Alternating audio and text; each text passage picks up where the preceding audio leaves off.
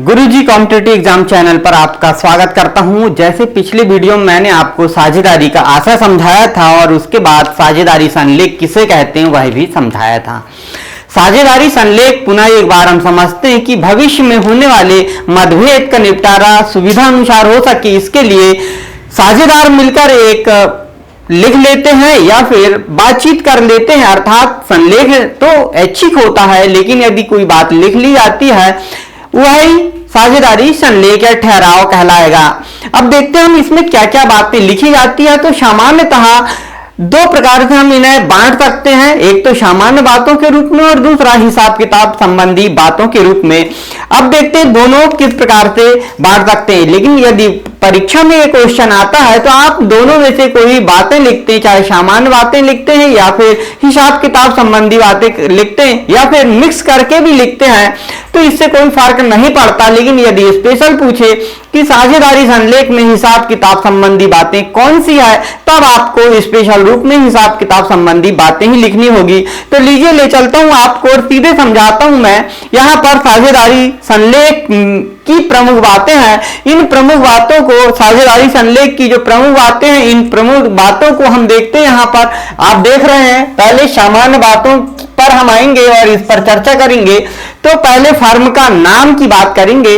सभी साझेदार मिलकर ये डिसाइड करते हैं, आपस में ये समझौता कर लेते हैं कि भाई हमारे फर्म का नाम क्या होगा, क्योंकि बिना फर्म के नाम के व्यवसाय करना संभव नहीं है। तो यह बात संलेख में लिख लेना चाहिए सभी को मिलकर कि हमारी फर्म का नाम क्या रखना है या क्या होगा। इसके बाद में साझेदारी फर्म का पता यहां पर आता है। तो साझेदारी फर्म का पता जो संलेख बनाया जाए उसमें साझेदारी फर्म का पता लिखना आवश्यक है, क्योंकि किस राज्य में आपका फर्म स्थापित किया जा रहा है, किस शहर में स्थापित किया जा रहा है, इस बात का उल्लेख भी हमें संलेख में लिख लेना चाहिए। क्योंकि हो सकता भविष्य में कुछ साझेदार कहने लगे कि नहीं, जहां पर स्थित है उससे दूसरे शहर में हमको स्थापित करना व्यवसाय, हम तो स्थापित ही करेंगे। इस प्रकार से विवाद उत्पन्न न हो, इसीलिए जो संलेख या डीड बनाई जाती है उसमें ये स्पष्ट रूप से लिख लेना चाहिए कि हमारी फर्म कहां पर स्थापित की जाएगी, अर्थात हमारी फर्म का पता क्या होगा।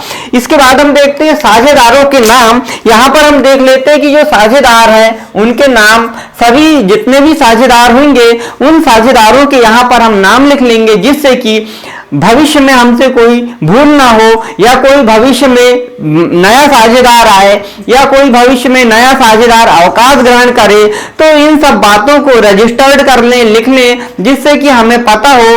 तो संलेख में लिखना आवश्यक होता है। आगे हम बात करते हैं, यहां पर देखिए साझेदारों की पूंजी की हम बात करते हैं कि जो साझेदार हैं वो कितनी पूंजी यहां पर लगाएंगे और कितने रुपए उन्हें लाकर फर्म को देना होगा। इन बातों को भी स्पष्ट तौर पे हमें साझेदारी संलेख में लिख लेना चाहिए। लिख लेने से भविष्य में यह स्थिति उत्पन्न नहीं होती है कि कोई साझेदार कहने लगे कि हम तो 50,000 लाएंगे, दूसरा कहने लगे कि हम तो इतना ही लाएंगे। तो यह गलतफहमी उत्पन्न न हो, साझेदारों के बीच में मतभेद उत्पन्न न हो, इसीलिए फर्म की पूंजी क्या होगी यह लिख लेना चाहिए। ये सामान्य सी बातें हैं और इन्हें लिखना जरूरी होता है। इसी प्रकार साझेदारी की अवधि की हम बात करते हैं। जब साझेदार आपस में समझौता करेंगे तो हम कितने दिनों तक हमारे व्यवसाय को प्रारंभ रखेंगे, हमारी अवधि क्या होगी, 2 साल होगी, 5 साल होगी, यह अवधि को साझेदार आपस में निर्धारित कर सकते हैं या अनंत काल तक चलती रहेगी हमारी साझेदारी। यह बात भी साझेदारी फर्म के संलेख में लिख लेना चाहिए। ये सामान्य सी बातें हैं और ये सामान्य सी बातों को लिखना बहुत ही जरूरी है। ये सामान्य बातें हो गई। दूसरा हमारा हिसाब किताब संबंधी बातें आती है, अर्थात यहाँ पे जो भी साझेदार हैं वो आपस में जो लेन देन है, हमारा खाता वही है, वो किस हिसाब से रखेंगे, कैसे रखेंगे, इस विषय पर यहाँ पे चर्चा की जाएगी। तो सबसे पहले हम आते हैं पूंजी पर। हिसाब किताब संबंधी बातें में पूंजी और पूंजी में जो साझेदारी संलेख बनाया जाएगा उसमें स्पष्ट रूप से यह लिख लेना चाहिए कि सभी साझेदार मिलकर कितनी राशि यहाँ पे लाएंगे, कौन साझेदार कितनी पूंजी के रूप में यहाँ पे लाएगा। नहीं तो भविष्य में यहाँ पे मतभेद उत्पन्न हो सकता है कि एक साझेदार ने तो अधिक पूंजी लाया और दूसरे साझेदार ने कम पूंजी के रूप में पैसा लाया है तो फिर आगे भविष्य में वह कहने लगे कि मैं ज्यादा फायदा लूंगा क्योंकि अधिक पूंजी लाया हूं। तो यह निर्धारण पहले ही कर लेना चाहिए, जिससे जब हम संलेख बना रहे हैं तभी यह बात को लिख लेना चाहिए कि पूंजी कौन कितनी यहां पे लाके देगा। आगे देखते हैं साझेदारों द्वारा आहरण।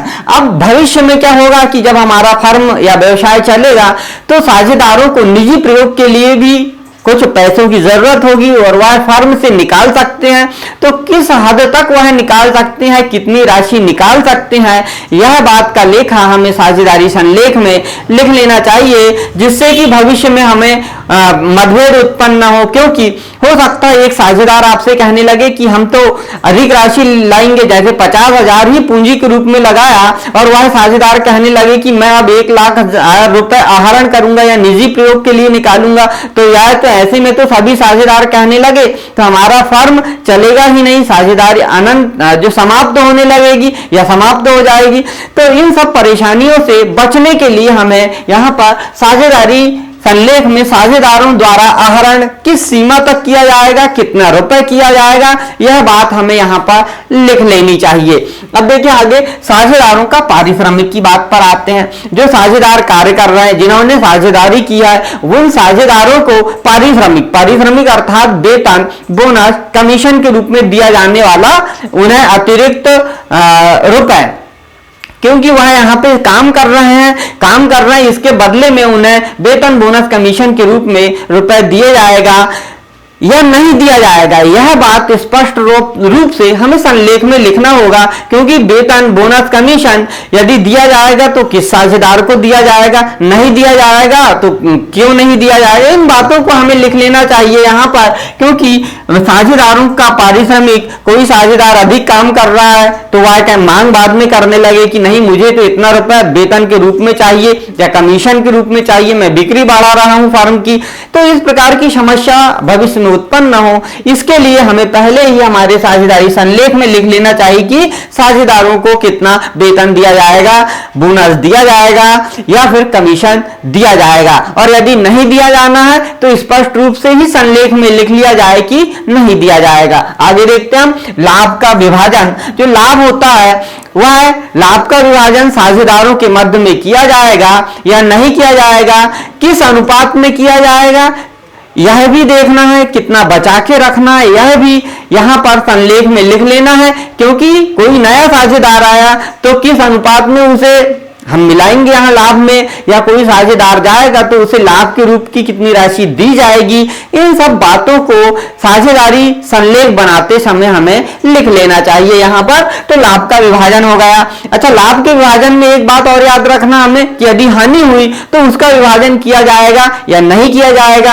इन बातों को भी यहाँ पे लिख लेना चाहिए। ख्याति का निर्धारण। अब ख्याति के निर्धारण की आवश्यकता कब होती है हमको, तो ख्याति के निर्धारण की आवश्यकता हमें तब होगी जब कोई नया साझेदार आए तो वह अपने साथ में ख्याति की कितनी राशि लाएगा या पूंजी के रूप में कितना रुपए लाएगा। तो यहाँ पर ख्याति का निर्धारण करेंगे हम, लेकिन किस विधि से करेंगे, क्योंकि यहाँ पर विधियां भी होती है, औसत लाभ विधि, अधिलाभ विधि, पूंजीकरण विधि और भी विधियां होती है। तो किस विधि के द्वारा किया जाएगा ख्याति का निर्धारण, वह भी यहाँ पर स्पष्ट रूप से हमें लिख लेना चाहिए। तो ये हमने देखा आज साझेदारी संलेख की बातें। साझेदारी संलेख की बातों में सामान्य बातें और हिसाब किताब संबंधी बातें, दो प्रकार की बातें लिखी जाती है, और भी बातें होती है, लेकिन परीक्षा की दृष्टि से हमने कुछ महत्वपूर्ण बिंदुओं को ही यहाँ पे लिया है। और आगे हम इसके संबंध में जो साझेदारी संलेख यदि आपने नहीं बनाया है तो क्या नियम लागू होंगे, उन पर भी हम चर्चा करेंगे। आज के इस वीडियो में इतना ही, मिलते नेक्स्ट वीडियो में। नमस्कार।